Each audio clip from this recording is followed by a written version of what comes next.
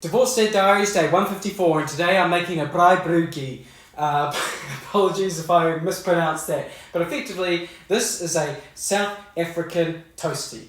When I look at my TikTok analytics, it's been fairly consistent since I started posting here, and one of the trends that always caught me by surprise was the South African viewership. So on any given video, on average, you might have like 70% New Zealand viewership, maybe 25% Australian viewership. And then the country that tends to come third is South Africa. More than the UK, more than America. And it's usually only around 1%, which might only be a few hundred people, but still. I've had one fella called Scout Hunter who's been commenting on my videos for like 3 or 4 weeks, asking me to make a Braaibroodjie. So that's what I'm going to be making today. And funnily enough, I've watched a few videos with a few different recipes, and this is almost identical to how my ex-wife makes toasties. First off, bread. Chunky white bread would be better. I've got this white toast, which is, it'll do. Then butter. I've got actual butter, not margarine. I usually actually save this for baking. I have it in my fridge, but today we're going to use it to make a toastie. And then part of what makes a Braaibroodjie unique is the chutney. I've got Mrs. Ball's chutney, which my understanding is this is like the traditional South African chutney. It says it's from South Africa. It's kind of like, I guess, Waddy's tomato sauce to Kiwis, Mrs. Ball's chutney to South Africans. I don't know if that's true or not. I'm just making shit up. But get a layer of that on them toasties there. Following that, we need cheese. I just have the cheap cheese because why not? And I'm just going to cut some pieces off there. Both sides because, I love cheese. The more cheese, the better. Next up, tomato. Tomato's about $20 a kilo at the moment, so I paid like $2 for this one tomato. But effectively, I just lopped off 4 pieces of tomato and then chucked that in there. And of course, made sure to wrap up the leftover tomato so I wouldn't have to buy another one next time I want a toastie. Next up, red onion. Just cut off a couple rings and then chuck those in there. So far, this is looking like a good ham panini pretty much. Red onion, tomato, cheese, and ham. That's all I'd put in a ham panini. Next up, I put salt and pepper in there. None of the videos I watched, they put salt and pepper in it. But, I think that's sacrilege. Toasties are so much better with salt and pepper. So, call it the Kiwi variant. I'm putting salt and pepper on my toasties.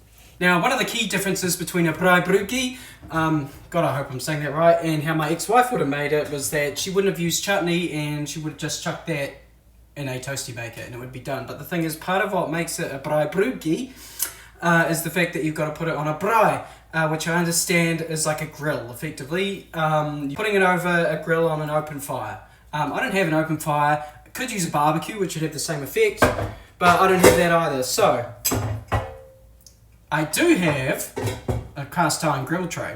So you're not going to get the smokiness that you would out of an actual air grill, but it's, it'll do something.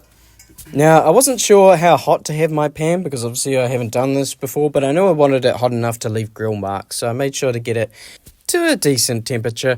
And then all I did was just flip it every couple of minutes, making sure to rotate it so that I'd get this nice crisscross pattern of grill marks.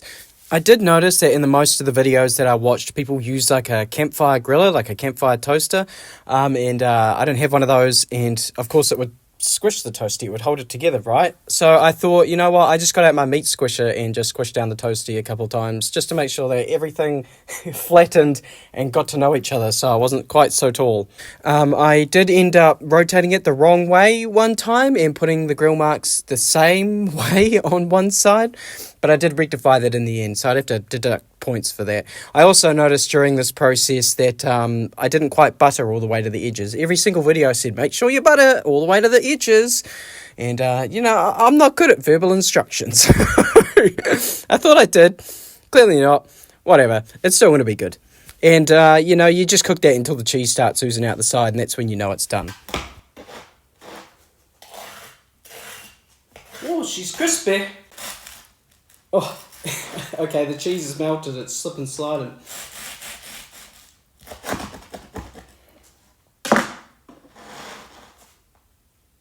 Oh yeah. Oh yep, tomatoes are like volcanoes. That's how you know they're cooked. Oh, holy crap. Alright, let's see how it is. Man, I wasn't sold on the chutney, but it like adds a little bit of extra something. That's quite good. Very messy. I actually really enjoy doing toasties on the pan because you get a bit of volume to it. They don't get quite as squished as you do in like a panini maker or a toasty maker.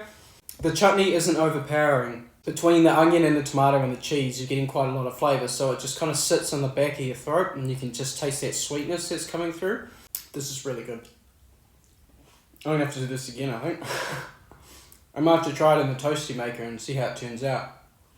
Just because I don't have the patience to heat up a pan every time I want to make a toastie.